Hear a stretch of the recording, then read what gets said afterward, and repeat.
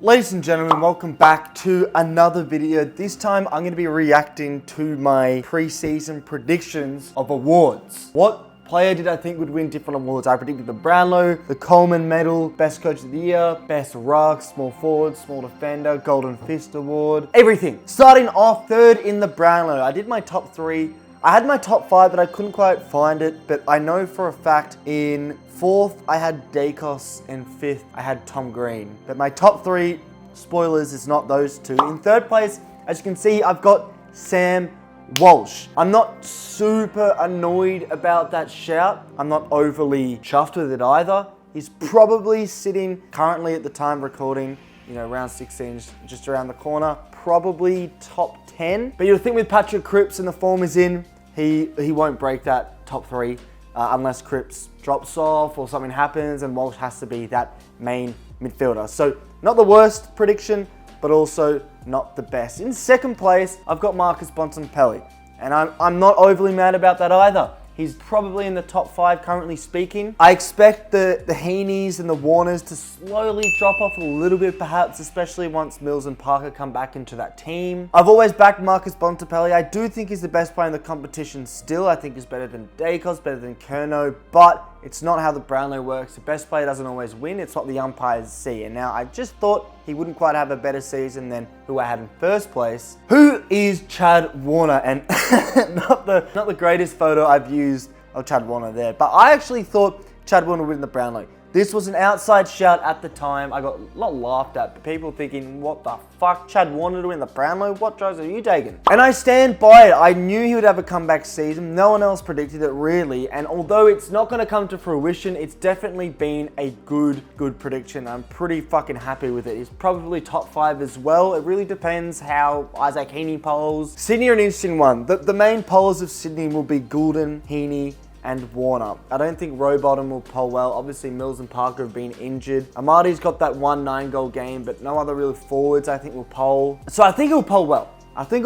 And if he keeps going on, and I think he's going to have a better end to the season than Heaney. We don't know. He could still win that Brownlow. Now, obviously, that's not the top three, but we've still got a large portion of the season left to go. By the time I release this, who knows, they might be the top three shouts. For the Rising Star Award, I did have, as you can see, Harley Reid. Now, technically speaking, he cannot win the Rising Star Award because he did get that suspension, for the tackle he made, which was deemed dangerous, and got a week or two for that. Do I think that's warranted? Well, obviously he deserved the suspension, but does that make him not the Rising Star Award? Not in my eyes. Technically speaking, it makes him eligible for the award, but let's be real, he's definitely been the best draftee player this season, and no one's gotten close to him. Not even close. He is outstanding, and it's an obvious prediction, but it's still a good one. The Coleman Medal, as you can see, Mitch Lewis. Oh my God, this is one of my worst takes ever. If we look at the AFL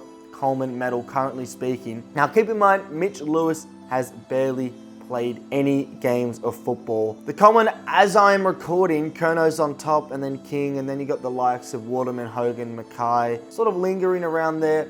I've got to scroll an outrageous amount down. Still can't see him. Oh my God. Still can't see him. Okay, well, he's kicked 3 goals, so I've got to go down to the thousands for that. He has only played the 3 games. He's only kicked the 3 goals. Last season, he had one of the best goals per game ratio, and my thinking was if he stays fit, he will get there, and it's flopped. I wanted to go a bit rogue. I did not expect Waterman and King to be in this list. But fair play. The one thing I am proud of is I did mention that I put Nick Larkey second. It's not on the graphic, but I say it in the video. Nick Larkey comes second. And I did say Curnow wouldn't win because Harry Mackay would have a comeback season. And lo and behold, Harry Mackay has had a comeback season, but still Curnow is leading the Common pretty easily. Next award, we have the Best Small Defender. These aren't actual awards, but it's just what I've made up. I put Connor Butterick, as you can see. And look, to be honest, that was just a complete and utter rogue shout. That was me thinking, who even is classed as a small defender these days, to be completely honest with you? Now, this season, he's only played the 3 games, and he has not performed amazingly, if I'm going to be completely honest. Yeah, it's just not gone the way I thought it would go. I'm not sure if he's injured or not. It says he's not injured, so he's just not in form. That's probably the worst shout yet. Golden Fist winner, I've got Sam Taylor. Good shout, but now the injury, we're not sure when he's going to come back, at least at the time of recording. He's great. He's a great player. This is a pretty safe shout, and I'm pretty happy with it. With the All-Australian captain, however, I'm not so happy with it. James Sicily has had a pretty poor season by his standards. A while ago, he came out and mentioned that he's not happy with his form.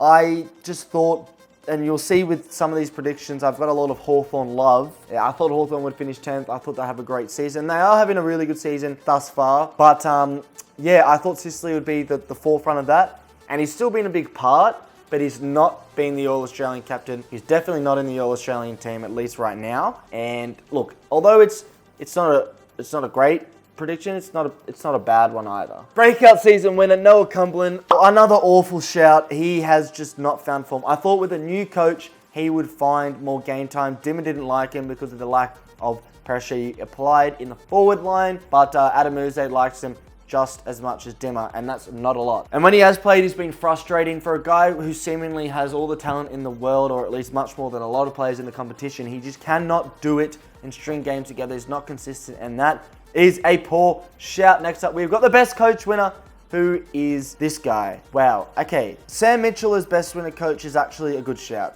Now that I think about it, you know, you've got Matty Nix, no. Chris Fagan, no. Michael Voss, maybe. You keep going down the line. Brad Scott, I think, is a great shout. But what Sam Mitchell has done with the injuries, I think, is a really good shout. I think the likes of Justin Longmuir and John Longmire, I think, have done really well. Quite impressed with them. I would say that's probably it. Dimmer too, but I think he's worthy of that best coach. He won't win it at the end of the season, but he's still pretty good. Comeback season winner, John Noble. He's had a good comeback season. Definitely not been a comeback player this season. If there's a comeback season, and I did mention this in the video that Harry Mackay will have a comeback, it's probably him. He's really had a comeback season. There's a lot of other players. Jack Gunston, I think, has had a weirdly good comeback season.